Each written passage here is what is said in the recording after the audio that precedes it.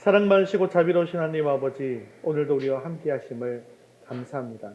오늘 거룩한 주일 주님 앞에 나오게 하셨는데, 오늘 주 앞에 나온 백성들을 한없이 긍휼히 여겨 주시옵시고 하늘의 큰 은혜가 임하게 하여 주옵소서. 오늘 우리의 예배를 기뻐 받으실 줄 믿사오며 예수님의 이름으로 기도합니다. 아멘. 네, 1월 29일 수요일은 민족의 명절인 설인데요. 설 감사예배 순서지를 삭제해 드렸습니다. 참고하셔서 온 가족이 함께 예배 드려주시고 가정 가운데 하늘 복이 임하시기를 바랍니다. 네, 새해 인사는 우리는 새해 하늘 복 많이 받으세요, 이렇게 해주시면 좋겠습니다. 네, 올해 리딩지어스 성경 읽기는 설 지나고 난 다음 주 2월 2일 주일부터 다시 시작하도록 하겠습니다. 이제 한 2달 정도 우리가 성경 읽기를 좀 쉬었었는데요. 또 다시 힘을 내셔서 읽어주시고, 또 이렇게 첫 번째 읽을 때랑 두 번째 읽을 때랑 또 다릅니다. 그렇기 때문에 읽으시면서 또 지금 앞에 읽으실 때 또 중요한 부분들을 앱에서는 이렇게 하이라이트 하셨고, 또 성경책을 읽으신 분들은 이렇게 줄을 그어가면서 보셨을 것 같은데요. 이번에도 똑같습니다. 또 이전에 안 보였던 부분들이 보이기 때문에 그렇게 해주시면 감사하겠습니다. 제56문 웨스트민스터 수리문답 함께 읽겠습니다. 제3계명을 지키라고 하신 이유가 무엇입니까? 제3계명을 지키라고 하신 이유는 이 계명을 범하는 자들이 비록 사람들에게서는 형벌을 피할 수 있을지라도 주 우리 하나님은 그들로 하여금 그의 공의로우신 심판을 피하지 못하게 하시기 때문입니다. 1월 생명의 말씀 읽겠습니다. 그리스도를 닮아감 순결, 베드로전서 2장 11절 말씀. 사랑하는 자들아, 거류민과 나그네 같은 너희를 권하노니 영혼을 거슬러 싸우는 육체의 정욕을 제어하라. 베드로전서 2장 11절 말씀. 아멘. 이제 우리 시선을 하나님께로 올려드리겠습니다. 사도신경 하시겠습니다. 전능하사 천지를 만드신 하나님 아버지를 내가 믿사오며 그 외아들 우리 주 예수 그리스도를 믿사오니 이는 성령으로 잉태하사 동정녀 마리아에게 나시고 본디오 빌라도에게 고난을 받으사 십자가에 못 박혀 죽으시고 장사한 지 사흘 만에 죽은 자 가운데서 다시 살아나시며 하늘에 오르사 전능하신 하나님 우편에 앉아 계시다가 저리로서 산 자와 죽은 자를 심판하러 오시리라. 성령을 믿사오며 거룩한 공회와 성도가 서로 교통하는 것과 죄를 사하여 주시는 것과 몸이 다시 사는 것과 영원히 사는 것을 믿사옵나이다. 아멘. 오늘도 우리 찬양과 영광을 받으실 주님께 힘있게 찬양드리겠습니다. 찬송 502장 빛의 사자들이여 찬송드리겠습니다.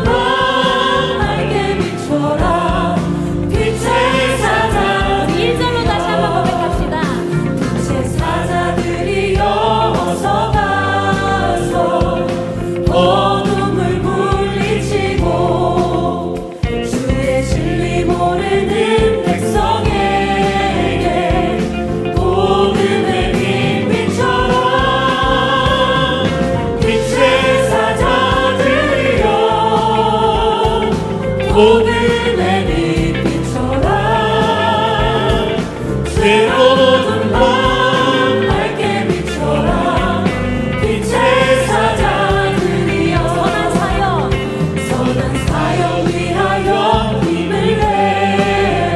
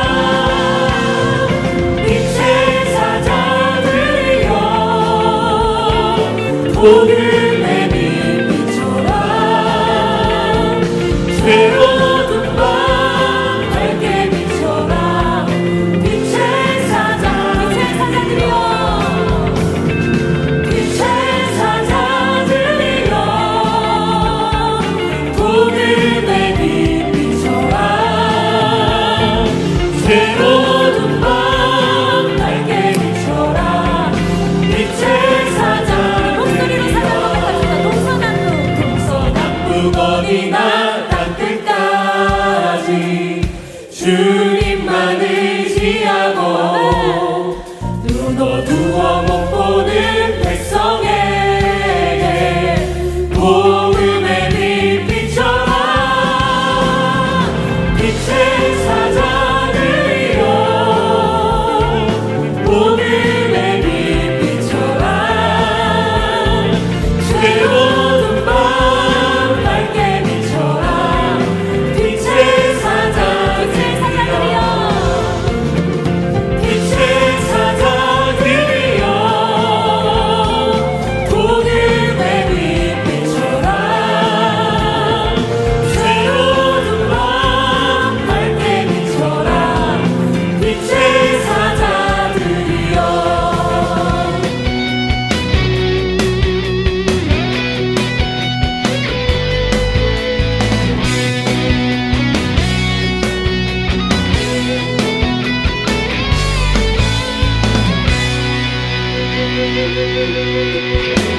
저 높은 하늘 위로 밝은 태양 떠오르듯이 난 주저앉지 않으리. 어떤 어려움에도 주의 길을 선택하리. 이 가운데로 걸으리. 주님을 크게 보는 믿음 가지고 세상에 나타내리라. 놀라운 주의 사랑을 주의 꿈을 안고 일어나리라. 선한 능력으로 일어나리라. 이 땅의 부흥과 회복은 바로 나로부터 시작되리. 주의 꿈을 안고 일어나리라. 선한 능력으로 일어나리라. 이 땅의 부흥과 회복은 바로 나로부터 시작되리.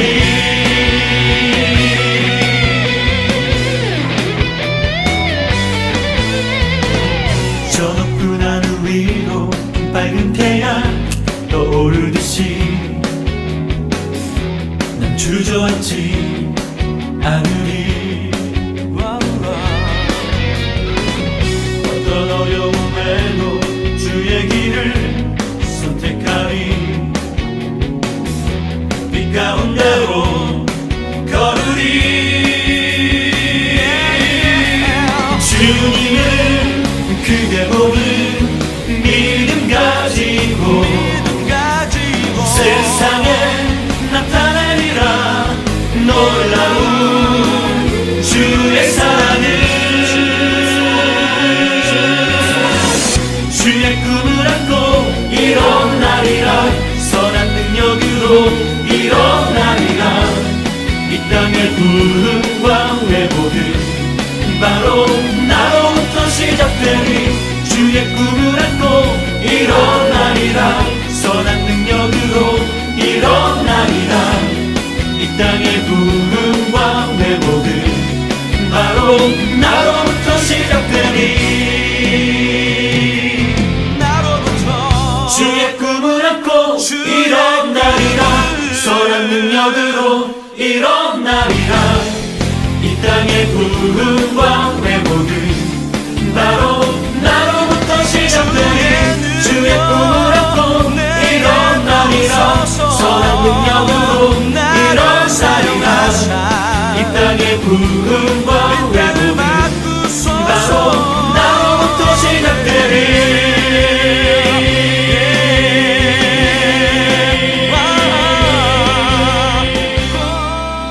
자리에서 일어나셔서 하늘을 문을 여시고 이것과 주의 얼굴을 기도하는 마음으로 드리겠습니다. 하늘의 문을 여소서. 이곳을 주목하소서. 주를 향한 찬양이 꺼지지 않으리. 하늘을 열어보소서. 이곳에 임재하소서. 주님을 기다립니다. 기도의 향기가 하늘에 나. 우리 간절한 마음으로 찬양합니다. 주여 임재하여 주소서. 이곳에 오셔서 이곳에 앉으소서. 이곳에서 드리는 예배를 받으소서. 주님의 이름만이 오직 주의 이름만 이곳에 있으리라. 이곳에 오셔서 이곳에 앉으소서. 이곳에서 드리는 예배를 받으소서. 주님의 이름만이 오직 주의 이름만 높임을 받으소서. 오 주님 채우소서. 오 주님 나의 잔을 높이 듭니다. 하늘 양식 내게 채워주소서. 넘치도록 채워. 우리 사모하는 심령으로 함께 두 성령을 찬양합니다. 오 주님 오 주님 채우소서. 나의 잔을 높이 듭니다. 하늘 양식 내게 채워주소서. 넘치도록 채워주소서. 우리 영혼을 만족케 하시옵소서. 자리에 앉으셔서 예배를 위해서 기도하겠습니다. 오늘 우리 예배 가운데 충만하게 임하여 우리 예배를 도와다 주시옵소서. 오늘도 말씀을 듣게 하시고 주님의 뜻을 이뤄갈 결단이 있게 해달라고 합니다. 거짓수 성령 듭니다. 하늘 양식 내게 채워주소서. 넘치도록 채워. 우리 사모하는 심령으로 함께 두 성령을 찬양합니다. 오 주님 오 주님 채우소서. 나의 잔을 높이 듭니다. 하늘 양식 내게 채워주소서. 넘치도록 채워주소서. 사랑과 은혜가 충만하신 하나님, 저희를 눈동자처럼 지키시고 보호해 주셔서 새해 명절을 맞게 해주시고 명절 주일을 맞아 이 자리에 함께 모여 기쁘게 예배드릴 수 있게 하시니 감사드립니다. 오고 가는 발걸음을 지켜주시고 가족들과 화목과 사랑이 넘치는 명절이 되게 해주세요.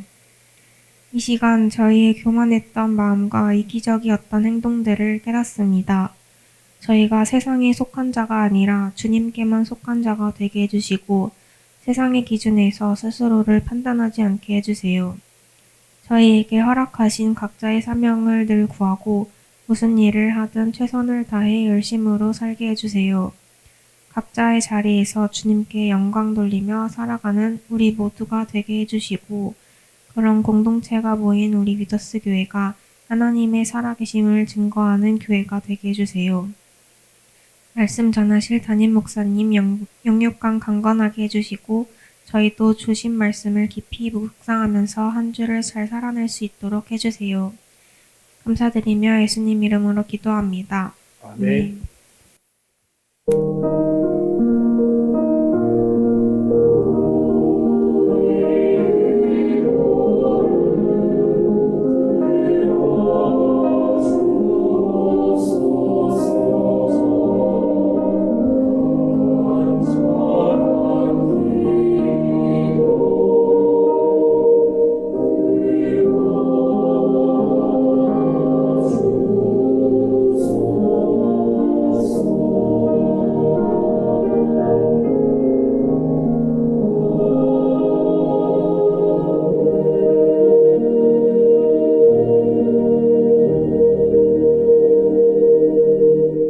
오늘 주신 하나님 말씀은 에베소서 4장 11절에서 16절까지 말씀입니다.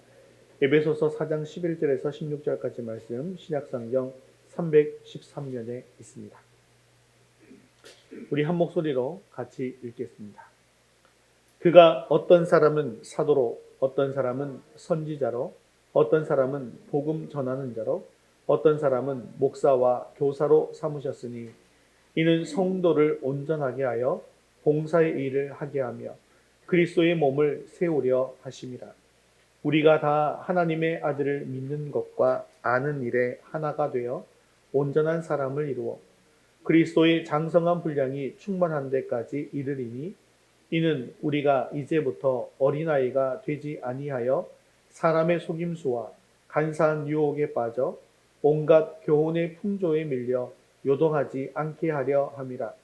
오직 사랑 안에서 참된 것을 하여 범사에 그에게까지 자랄지라. 그는 머리니 곧 그리스도라. 그에게서 온 몸이 각 마디를 통하여 도움을 받음으로 연결되고 결합되어 각 지체의 분량대로 역사하여 그 몸을 자라게 하며 사랑 안에서 스스로 세우느니라. 아멘. 우리는 가정교회의 기초 시리즈를 지금 진행하고 있는데요. 오늘 세 번째 말씀입니다.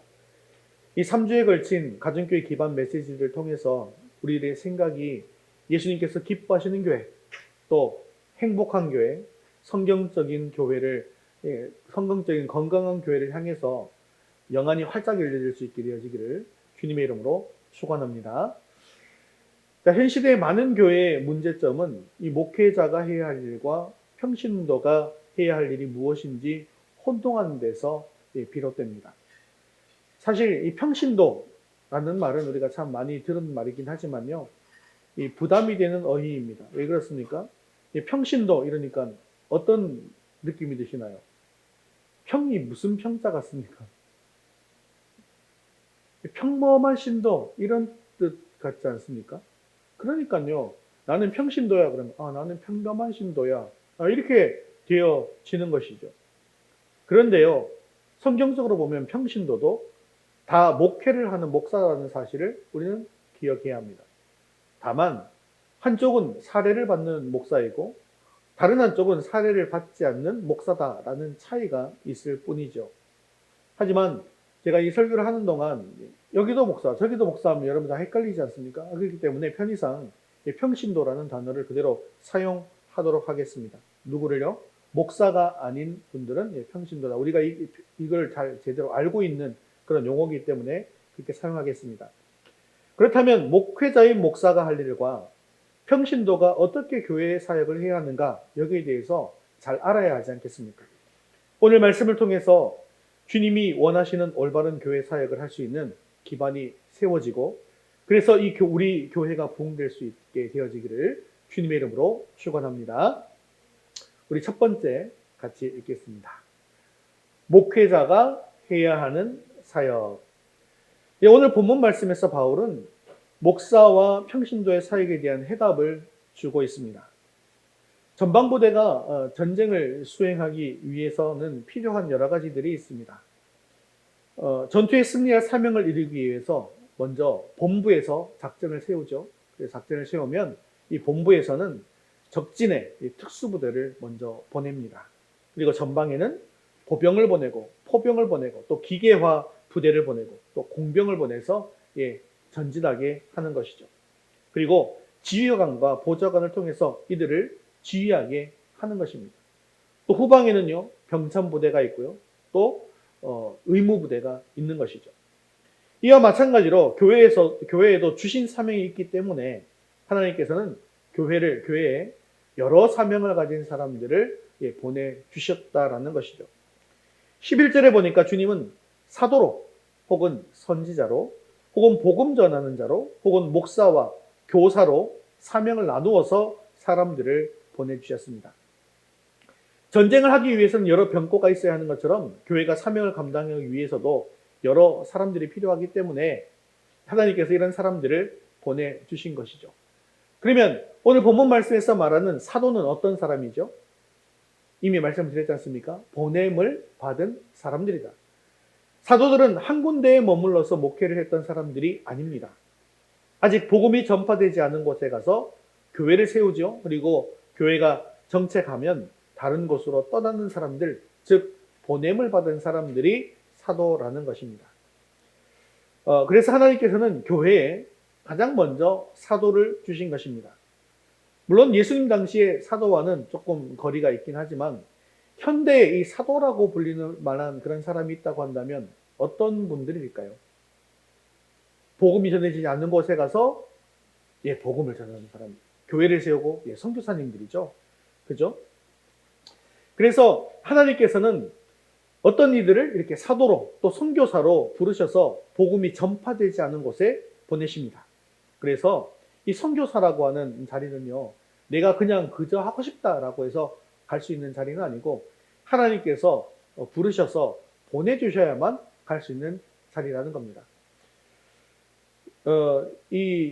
왜냐하면 이 선교사라는 이 직책이 아까 말씀드린 것처럼 이 신약교회에서는 이 사도와 같은 그런 역할을 감당하고 있기 때문이라는 것이죠. 또 하나님께서는 선지자를 교회에 주셨는데요. 이 선지자를 예언자라고도 하지 않습니까? 이 한마디로 말하면 이 선지자는 하나님의 말씀을 대언하는 사람입니다. 하나님께서는 하고 싶은 말씀이 있을 때에는 한 사람을 선지자로 세워주셔서 그 사람을 통해서 말씀해 주셨는데 우리가 이 구약 성경을 읽다 보면 선지자들이 많이 나오고 있는 것을 볼 수가 있죠. 사람들이 죄악에 빠져서 있을 때에 거기서 헤어나오지 못하고 있을 때 하나님께서 그것이 죄다라고 선포하는 사람들, 그 사람들이 선지자였죠.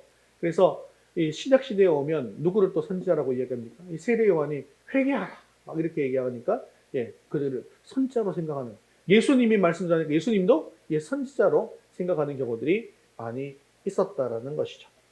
또 하나님께서는 복음 전하는 자를 주셨는데요.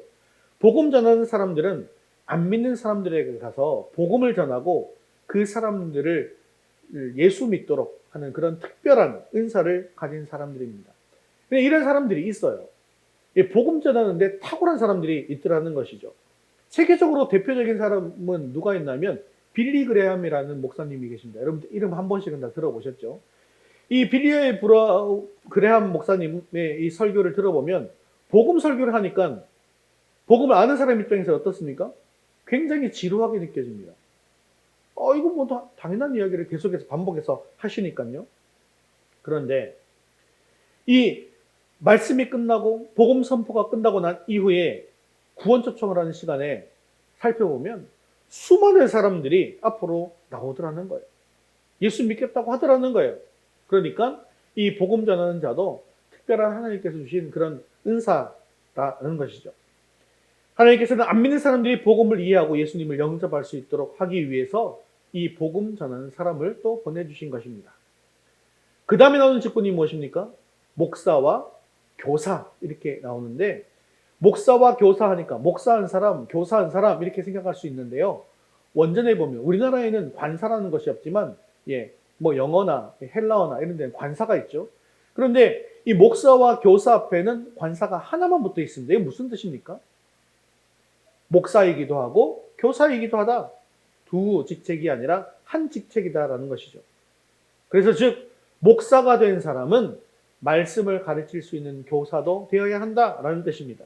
그래서 하나님께서는 말씀으로 양을 치고 기를 수 있는 사람을 부르셔서 목사와 교사로 세워주신 것이죠. 이렇게 열거한 직책을 가진 사람들의 공통점이 있습니다. 이 사람들은 모두 말하는 사역을 맡은 사람들이라는 것이죠. 또 이들을 지금으로 말하면 전문 사역자라고도 할 수 있는 그런 사람들입니다. 그래서 우리가 흔히 얘기하는 목회자를 말하는 것이죠. 그래서 이들이 하는 일, 이들이 하는 사역이 어떤 사역인가에 대해서 에베소서 4장 12절은 이렇게 말씀하고 있습니다. 같이 한번 읽겠습니다. 이는 성도를 온전하게 하여 봉사의 일을 하게 하며 그리스도의 몸을 세우려 하심이라. 아멘. 이 말씀이 핵심 구절입니다. 이 말씀은 목회자의 역할이기도 하지만 평신도들의 역할이기도 하더라는 것입니다. 즉 목회자가 해야 될 일은 뭐냐면 성도를 온전하게 만들어서 성도로 하여금 봉사의 일을 하게 하며 온전하게 하고 봉사의 일을 함으로 말미암아서 그리스도의 몸을 세우시기 위해서 보내주셨다라는 것입니다. 이렇게 목회자는 말씀을 전함으로 성도들로 하여금 온전하게 만듭니다. 그리고 봉사의 일을 하게 만듭니다. 그래서 그리스도의 몸인 교회를 세우는 사역을 하는 사람들이라는 것입니다. 자, 그렇다고 한다면 두 번째, 우리가 한번 살펴볼까요? 자, 두 번째, 평신도가 해야 하는 사역. 자, 그러면 평신도가 해야 하는 사역은 무엇일까요? 앞서 12절에 말씀하시는 대로, 자, 평신도 해야 되는 사역은 무엇입니까? 봉사하는 일입니다. 자, 원전에 보면 봉사라는 단어는 집사라는 단어와 어원이 같습니다. 그렇기 때문에 하나님께서 원하시는 교회를 세우기 위해서 봉사하고 사역해야 하는 사람들은 바로 평신도라는 것입니다. 그러면 목회자의 역할은 아까 말씀드렸죠. 기억하고 계시죠?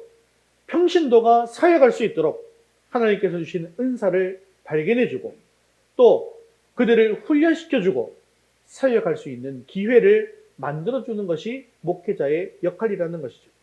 그리고 이것이 하나님께서 원하시는 교회 사역의 역할 분담이라는 것입니다. 교회에 왜 많은 문제가 생기는 것이겠습니까? 교회는 무엇이다? 병원이다 라고 했는데 교회 안에서 치유의 역사도 일어나지 않고 제자로 만들어지지 않는 이유가 무엇 때문일까요? 그것은 바로 많은 교회들이 주님께서 교회에 지시하신 대로 올바른 사역 분담을 하고 있지 않기 때문입니다.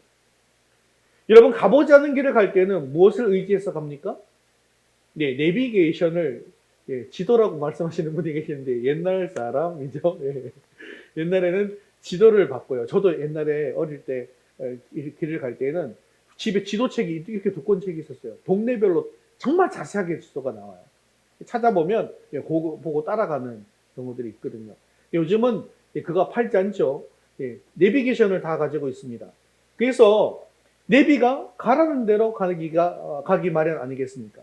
그러면 내비는 어디로 와서 어디로 돌고 또 어느 쪽으로 가라고 자세하게 알려줍니다. 그런데 독립심이 아주 강한 사람들이 있습니다. 그분들은 어떻게 합니까? 내비가 가라고 하는데도 아니야, 이거보다는 이쪽으로 가는 게 빠른 거야, 내비는 잘 몰라, 이렇게 하면서 자기가 생각하는 대로 가시는 분들이 계시죠. 그런데 더 빠르다고 생각했던 그 길을 알고 봤더니 잘못 가가지고 더 헤매고 있는 경우들이 많습니다. 그래서 옆에 탄 사람이 야, 제발 내비대로 가자라고 아무리 얘기를 해도 자존심 때문에 부득부득 자기가 알아서 길을 찾겠다고 우기는 경우들이 있습니다. 그러다가 또 한참을 헤매죠. 처음부터 내비가 가르쳐준 대로 그 길을 따라왔으면 고생하지 않고 곧바로 길을 찾을 수 있었을 텐데 말입니다. 근데 이것은요, 교회도 마찬가지죠. 주님께서 가르쳐 주신 길을 따르지 않고 제멋대로 가다 보면 교회가 교회의 사명을 다하지 못하고 방황하게 되어지는 것입니다. 그런데 사실 이것은 먼저 목회자의 책임인 것입니다. 하나님께서 목회자에게 주신 사명이 무엇입니까? 먼저는 성도를 온전하게 하고 그리고 난 뒤에 평신도가 봉사의 일을 할 수 있도록 하게 하는 것이죠. 그런데 목회자들이 자신이 해야 할 일을 안 하고 평신도가 해야 할 일들까지 다 뺏어서 하고 있는 경우가 생기다 보면 그리스도의 몸된 교회를 제대로 세우지 못하게 되는 것이죠. 그러다 보니까 교회에 문제가 생기게 되어지는 것입니다. 여러분, 나무가 자라고 있는데 건강한 나무는 어떤 나무입니까? 자라면 자랄수록 몸통도 굵어지고 또 가지도 계속해서 많이 늘어나는 것이죠. 저도 저기 꺾어지에서 나무를 심어보니까요, 처음에 이파리 3개만 이렇게 남겨두고 심었거든요. 한 3달 지나니까 가지가 많이 생기고 잎도 많이 생기더라고요. 그런데 이 나무가 그렇게 안 자라고 딱 꽂아놨더니 몸통만 계속 자라요. 이 나무는 건강한 나무입니까? 병든 나무입니까? 한번 얘기해 보세요. 이 나무는 건강한 나무예요? 병든 나무예요? 가지는 안 자라고 몸통만 자꾸 자란다니까요. 이 병든 나무 아니겠습니까? 교회가 자라긴 자라는데 몸통만 자라는 것은요, 건강한 교회가 아니고 병든 교회라는 것입니다. 그래서 결국 교회가 바로 세워지지 못하고 문제가 발생하더라는 것입니다. 성도들을 온전하게 되도록 훈련시키고 봉사의 사역을 할 수 있도록 키워내야 하는데 이것을 제대로 하지 못하는 목회자의 책임이 가장 큰 것이 사실입니다. 그런데요, 또 이야기를 들어보면 참으로 놀라운 이야기를 전해드린 적이 있습니다. 어떤 목회자들은 의도적으로 평신도 교육을 안 시킨다는 거예요. 그걸 자랑처럼 이야기합니다. 왜 그럴까요? 왜 평신도 훈련 안 시킬까요? 머리만 커진다는 거예요. 가르쳐봤자 머리가 커지고 목사가 설교하면 설교하는데 비판만 하고 자기 목소리만 내고 입만 마르다는 것입니다. 그러면서 그렇게 해서 문제가 더 커지기 때문에 의도적으로 성경 공부를 안 시킨다라고 하더라는 겁니다. 그러면 그런 경우에 목회자들은 무슨 일을 하게 되는 걸까요? 성도를 온전하게 하는 것이 내비에서 가르쳐주는 그 길 아니겠습니까? 그런데 그렇게 하지 않고 내 생각대로 성도들이 해야 할 일들을 목회자가 다 해버리게 되는 것입니다.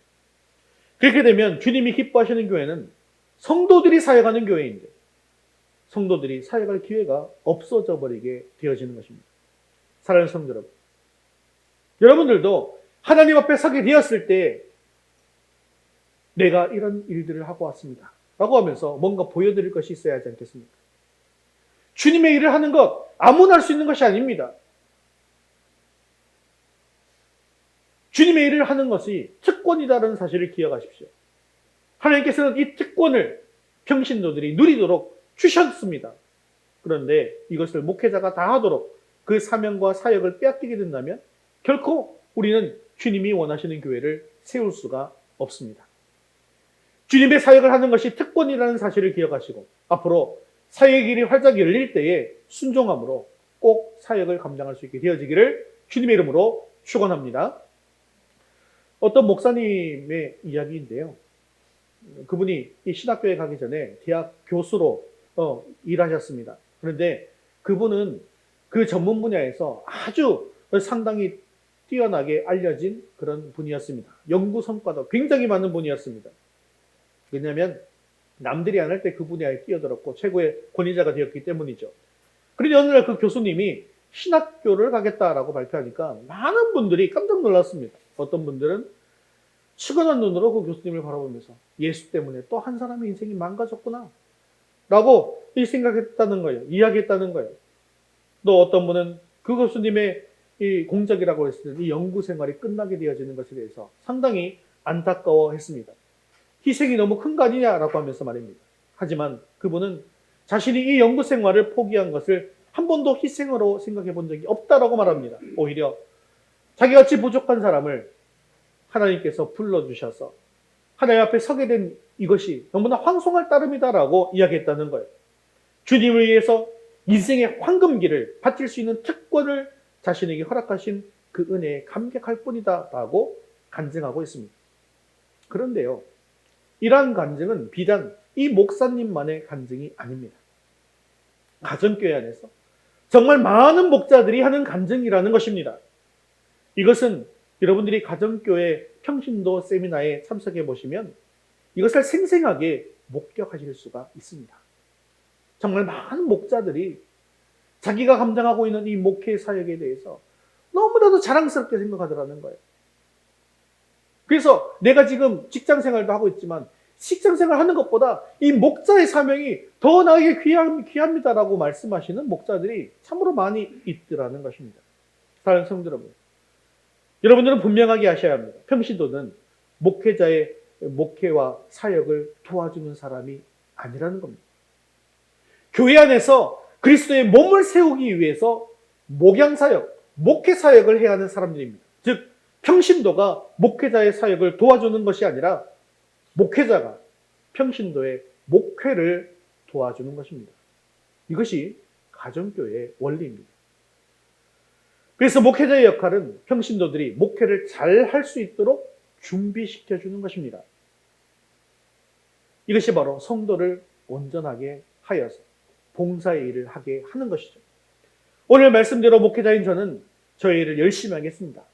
말씀을 전하고 기도하는 데 총력을 기울임으로 성도를 온전하게 하는 사명을 잘 감당하도록 하겠습니다. 그리고 성도님들은 성도님들의 일을 열심히 할 수 있기를 바랍니다. 이렇게 각자에게 맡겨진 사명을 잘 감당함으로 말미암아 나중에 하나님 앞에 서게 되었을 때 각자의 일을 잘 감당했다고 칭찬받을 수 있는 저와 여러분 되시기를 주님의 이름으로 축원합니다. 자, 마지막 세 번째 같이 읽겠습니다. 온 성도가 지체되어 목회 사명을 감당하는 가정교회. 제가 앞서서 평신도들도 목사이며 목회 사명을 감당해야 한다고 하니까 도무지 평신도에 내가 어떻게 목회 사역을 감당할 수 있다는 것인지 의문이 생기시죠. 이 사명을 감당할 수 있도록 하는 것이 바로 가정교회입니다. 이 가정교회 사역에 대해서 이 16절에서는 이렇게 말씀하고 있는데요. 같이 읽겠습니다. 그에게서 온 몸이 각 마디를 통하여 도움을 받음으로 연결되고 결합되어 각 지체의 분량대로 역사하여 그 몸을 자라게 하며 사랑 안에서 스스로 세우느니라. 아멘. 여기에서 몇 가지 단어가 눈에 띕니다. 온 몸이 각 마디 그리고 각 지체. 이것은 무엇을 이야기하는 것입니까? 분량대로 역사. 역사하니까 여러분 잘 감이 안 오시기 때문에 역사를 거꾸로 바꾸시면 바로 알아듣는 말이 됩니다. 분량대로 역사하지 마시고 분량대로 뭐라고요? 분량대로 사역해. 같은 말입니다. 즉 한 사람 한 사람이 자기의 분량대로 다 사역에 참여해야 한다는 것을 바울이 강조하고 있는 것입니다. 그렇습니다. 주님이 원하시는 교회가 되기 위해서는 그리고 우리가 정말로 그리스도의 지체라고 한다면 우리는 한 사람도 빠지지 않고 다 주님의 사역을 해야 한다라는 것입니다. 각 마디를 통해서 서로 돕는 유기체를 이루어 가야 한다는 것입니다. 즉 각 지체의 믿음의 분량대로 하나님께서 주신 은혜만큼 크면 큰 대로 작으면 작은 대로 하나님께서 원하시는 사역을 해야 한다는 것입니다. 이와 같이 모든 성도가 한 사람도 빠지지 않고 그리스도의 지체 노릇을 하는 것, 이것은 여러분들도 이미 전통교회 다녀보셔서 알겠지만 전통교회의 구조로는 굉장히 어렵습니다. 어떤 연구기관에서 한 1000명 정도가 모이는 교회를 대상으로 그 교회의 사역 자리가 몇 개인가 한 것을 한번 조사해 봤더니 여러분 몇 개쯤 되겠습니까? 1000명 정도 되면 사역의 자리는 한 200개 정도 된답니다. 그러면 200명이 사역하는 것일까요? 그렇지 않죠. 제가 창원대교 행정목사로 섬길 때 이 사역 관련해서 조사를 한 적이 있어요. 조사를 해봤더니 한 분이 제일 많이 하는 분이 사역 9개를 감당하고 있는 거죠. 그러면 200개 중에 9개를 한 명이 다 하고 있는 거예요, 이미. 자, 이 말은 무슨 말입니까? 결국 80%에서 90%의 성도는 사역을 하고 싶어도 사역할 자리가 없다는 뜻이 되는 것입니다. 이것이 바로 예배 중심의 프로그램 중심의 전통적인 교회의 문제점이 되는 것이죠. 말씀을 듣고 배우기는 하는데 또 훈련을 받아서 배우기는 하는데 배우고 난 뒤에 사역할 자리는 없는 거예요. 배우기만 하는 거예요. 몸통만 커지고 있는 것입니다. 그렇지만 가정교회 구조 안에서는 다릅니다. 나무가 자라는 것 아까 생각해 보라고 했는데요. 나무는 결코 몸통만 자라지 않습니다. 만일에 가로수에 몸통만 자라고 있는 나무가 있다면 어떻게 할까요? 가만두겠습니까? 베어버리지 않겠습니까? 예수님께서도 몸통만 자라고 열매가 맺지 않는 무화과 나무 어떻게 하셨습니까? 뽑아버려라, 불태워버려라 하지 않았습니까? 나무가 자라는 것을 보시면 기둥에 눈이 생깁니다. 그리고 그 눈을 통해서 가지가 하나둘 생기면서 기둥도 더 커지고 가지는 계속해서 늘어가는 것입니다. 그리고 그 가지들은 몸인 기둥에 마디마디가 되어서 연결되어 있으면서 자라가는 것이죠.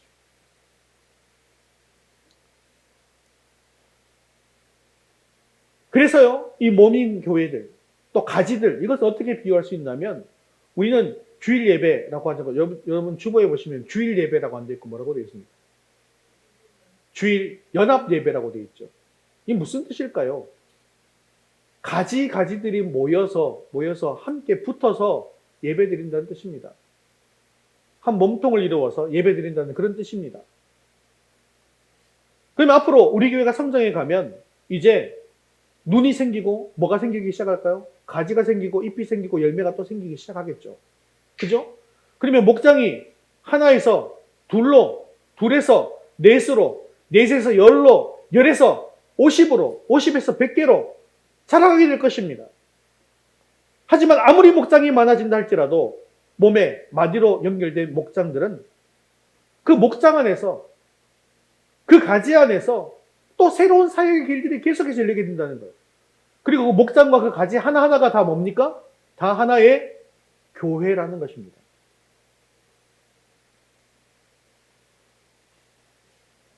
왜 그렇습니까? 몸에 연결된 목장인 가정교회는 교인이 몇 명 안 되잖아요. 그렇기 때문에 계속해서 다 사역의 길이 열리고 다 사역을 하게 되어져 있다는 것입니다. 봉사의 은사를 가신 분들은 봉사를 하게 되겠죠. 또 가르침의 은사를 가지신 분들은 가르칠 것입니다. 또 찬양의 은사를 가진 분들은 찬양을 할 것입니다. 질환으로 고생을 하시는 분들이 계실 때 목원들이 손 얹고 기도하게 되겠죠. 그러면 기도할 때 치유의 역사가 일어나지 않겠습니까? 그렇게 기도하는 가운데 치유의 은사를 가지신 분도 생기게 되겠죠. 이와 같이 성도 한 사람 한 사람이 다 사역을 하자면 교회가 하나의 큰 덩치로 굵어지면 할 수가 없습니다.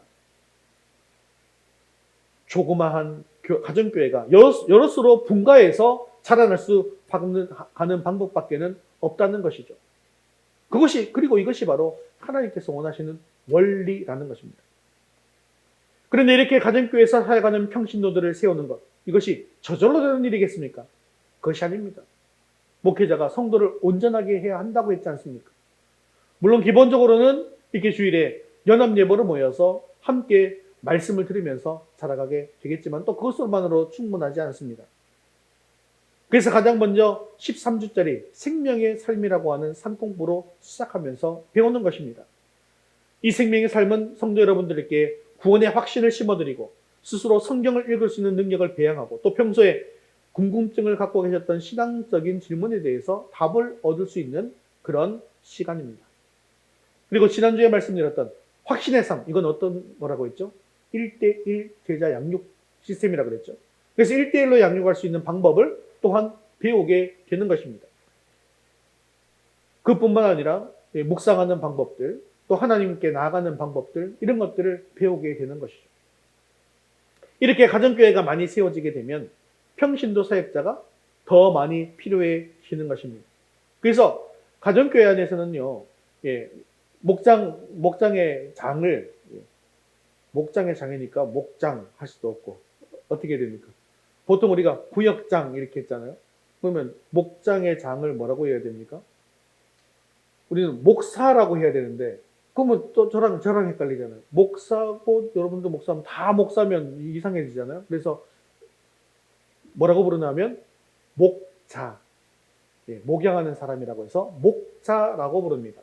그래서 이 목장 안에는 목자한 사람, 또 부부가 되면 부부 목자가 되는 것이죠.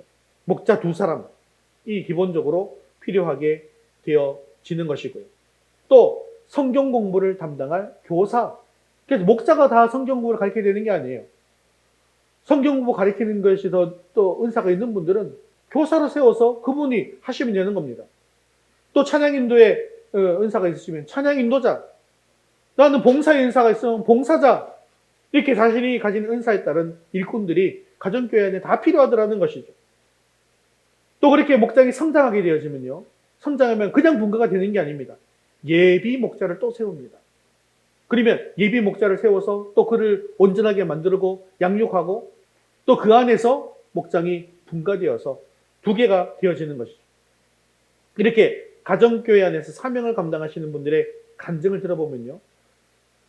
와, 우리가 주님께서 원하시는 교회를 세웠다라고 하는 자부심으로 가득합니다. 특히 목자의 사명을 받아서 헌신적으로 섬기신 분들의 간증을 들어보면 평신도로서 하나님 앞에서 얼마나 자랑스럽게 사역했는가라는 것을 알 수 있습니다. 그리고 이 땅에서 이 가정교회를 위해서 열심히 헌신하다가 주님 앞에 가게 되었을 때 이제 묘비에 자기의 직분을 새기지 않습니까? 그런데요, 목사로 섬겼던 분들은 묘비에 장로, 권사, 집사, 성도 뭐 이렇게 쓰지 않습니다. 아주 자랑스럽게 앞에다가 뭐라고 쓰냐면요, 목자 김아무아무개 이렇게 쓴다는 것입니다. 그만큼 목자로서 주님께서 맡겨주신 목회를 잘 감당했다라고 하는 자부심이 강한 것입니다. 올해 우리 교회도 가정교회 평신도 세미나에 참석하게 될 것입니다. 이 세미나에 참석하시게 되면 지금 제가 아주 부분적으로 말씀드렸던 것을 생생하게 경험하게 되실 것입니다. 올해도 많은 교회 이 평신도 세미나가 개설되어져 있는데요. 저는 제가 목회자 세미나를 받았던 안양 은광교회에 여러분들을 보내고 싶은 마음이 있습니다. 근데 경쟁률이 있습니다. 특히 수도권에는요. 그리고 이렇게 유명한 교회들은 더 경쟁률이 치열합니다. 그런데 많은 사람들을 모아서 가르칠 수가 없기 때문에 대체로 보통 규모에서는 40명만 받습니다. 그 40명이 제한 인원이에요. 그리고 한 교회는 4명만 받습니다. 그러니까 10분의 1만 받는 거예요. 한 교회가 다 참여해서 다 받아버리면 안 되기 때문이죠. 그래서 이 경쟁률도 치열하고 어떤 경우에는 한 3분 안에 끝난다고 하더라고요. 3분 안에. 40명밖에 안 되기 때문에. 그래서 조금 덜 유명한 교회, 지방에 있는 교회는 좀 괜찮은데 유명한 교회는 그렇다는 겁니다. 저는 은광교회에 보내고 싶습니다. 왜냐하면 제가 거기서 받았고 제가 거기서 감동이 너무 컸기 때문이에요. 세미나가 언제 있냐면 4월 25일 금요일, 4월 26일 토요일, 4월 27일 주일 3일 모두를 전부 참석하셔야 합니다. 그렇게 계획되어져 있고요. 4월 5일 토요일 9시에 등록을 시작합니다. 물론 그 3시간 동안은 처음 참석한 교회만 해준다라고 하는 룰이 있긴 한데요. 빨리 끝날 것 같습니다. 어쨌든. 그래서 이 생명의 삶을 수강하신 분들 또는 생명의 삶을 수강하고 있는 분들만 또 자격이 됩니다. 여러분들은 다 자격이 되시죠? 그래서 일정을 생각하셔서 미리 휴가를 계획해 주시면 좋겠습니다. 그래서 평신도 세미나는 그래서 금요일 하루만 휴가를 내면 갈 수 있도록 이렇게 만들어 놓은 겁니다. 목회자 세미나는 기간이 더 깁니다. 지금은 제가 또 저와 아내가 목자의 역할을 감당하고 있지만 올해와 내년의 목표는 장년 목장 1개, 청년 목장 1개가 세워져서 목자 2명이 세워지는 것입니다. 그리고 그 목장 안에서 각각의 일꾼이 세워지는 것입니다. 그래서 저는 헌신된 일꾼이 세워지고 목장이 세워지도록 간절하게 기도할 것입니다. 그리고 여러분들도 주님의 교회를 섬기는 것이 얼마나 큰 특권인가라는 것을 깨닫게 하려고 기도하십시오. 주님, 이 놀라운 특권을, 이 귀한 특권을 깨닫게 하여 주옵소서 이렇게 기도하세요. 또 감사와 감격 속에서 내가 사역할 수 있도록 해 주옵소서. 또한 이렇게 사역할 감사로 감격으로 사역할 일꾼들을 보내주옵소서 이렇게 기도해 주시기 바랍니다. 이것이 하나님께서 원하시는 교회이기 때문에 분명히 하나님께서 이 기도에 응답해 주실 줄로 믿습니다. 오늘 주신 말씀을 붙드시고 우리 모두가 이 교회의 사역을 잘 감당함으로 말미암아 주님께서 원하시는 사역을 감당하는 교회로 세워나가는 저와 여러분 되시기를 주님의 이름으로 축원합니다. 말씀을 맺겠습니다. 사랑하는 성도 여러분, 우리가 주님의 교회를 섬기는 것 언제까지만 할 수 있는 것입니까? 우리가 이 땅에서 살아가는 그동안 밖에는 없습니다.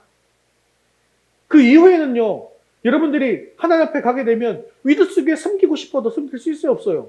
못 섬기는 것입니다. 내가 가정교회 너무 섬기고 싶어요. 천국에 가서는 못 섬기는 거예요. 그렇기 때문에 성도님들은 각자 자신의 은사를 발견할 수 있기를 바랍니다.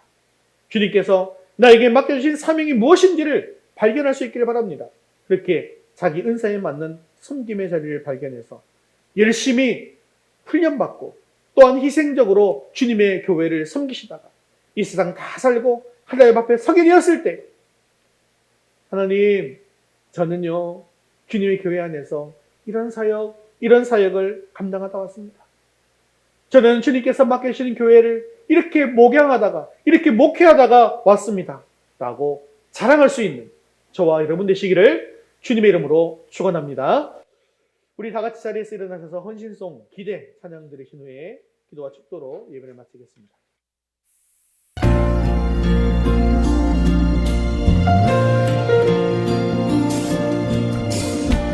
주 안에 우린 하나 모습은 달라도 예수님 한 분만 바라는 사랑과 선행으로 서로를 격려해 따스함으로 보듬어가니 주님 우리 안에 함께 하시니 형제자매 기쁨과 슬픔 느끼네 내 안에 있는 주님 모습 보내 그분 기뻐하시네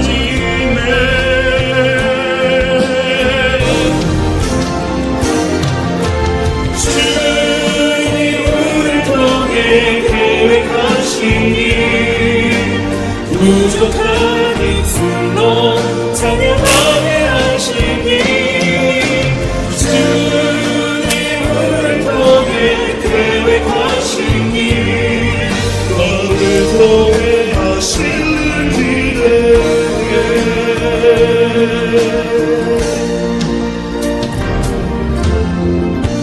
주 안에 우린 하나 모습은 달라도 예수님 한 분만 바라네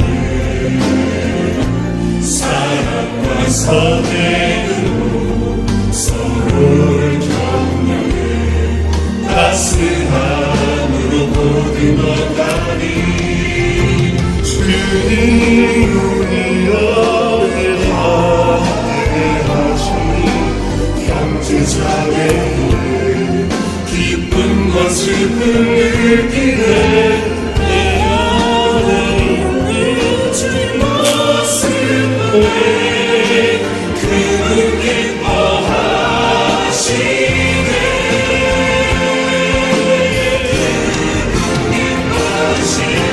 주님을 통해 계획하시니 부족한 입술로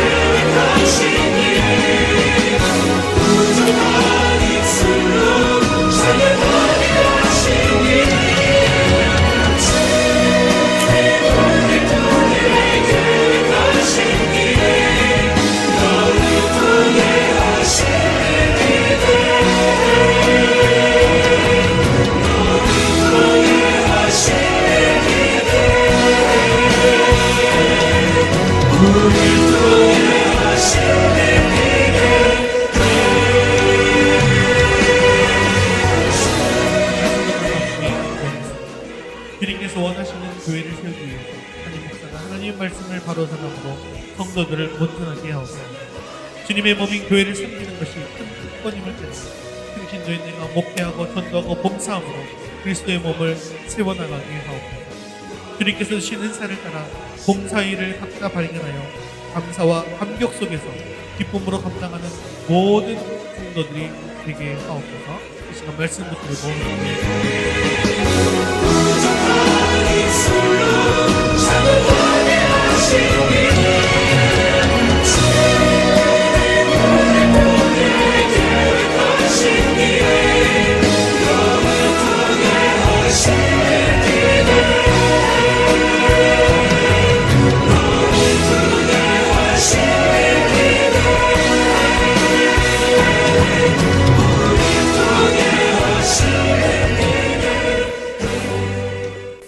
사랑 많으신 하나님 아버지, 오늘도 말씀해 주심을 감사합니다.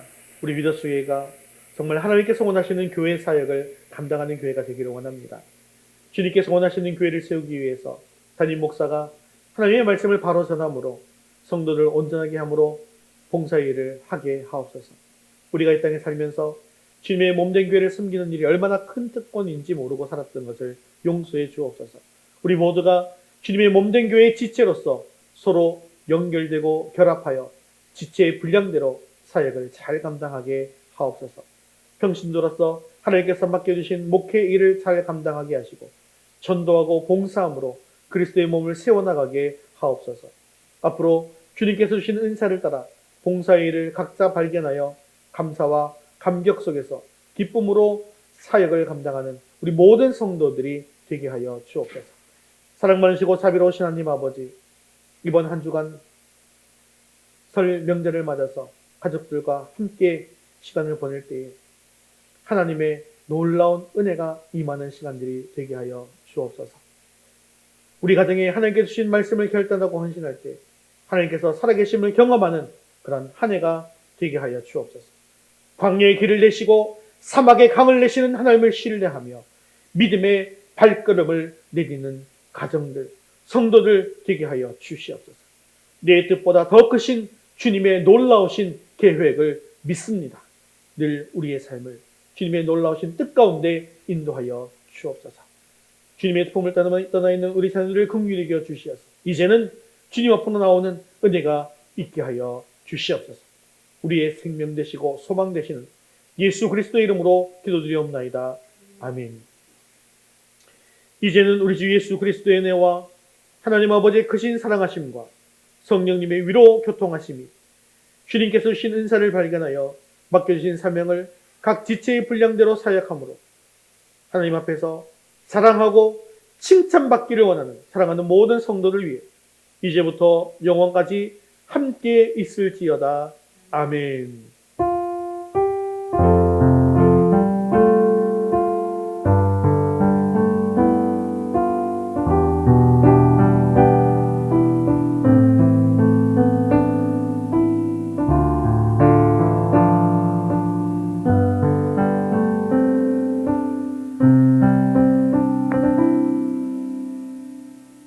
우리 1월 부통 찬양 성령이 불타는 교회 함께 찬양드리겠습니다.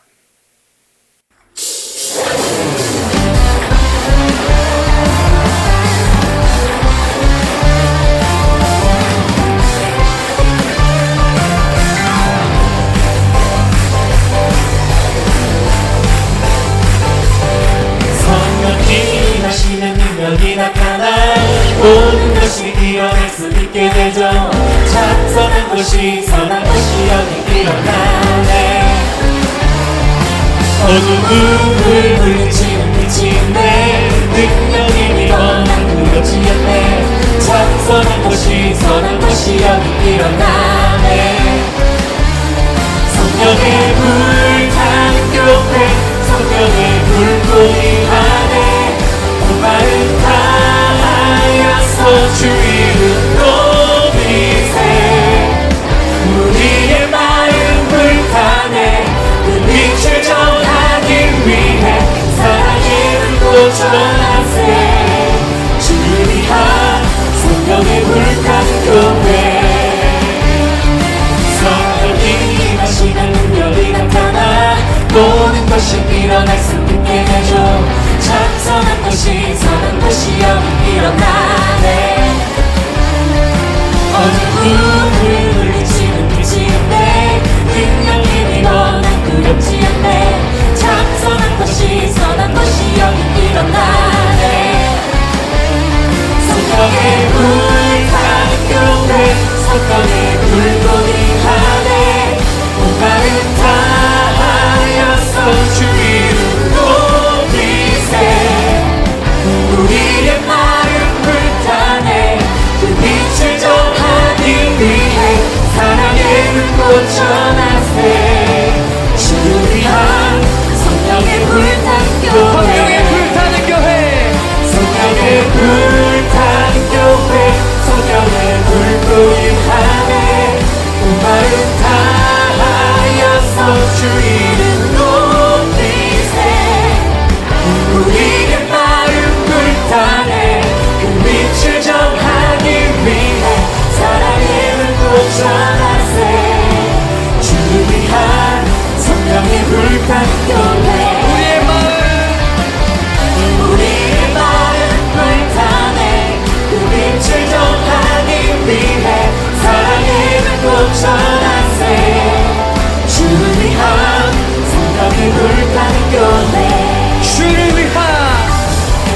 위한 생명의 물강교회.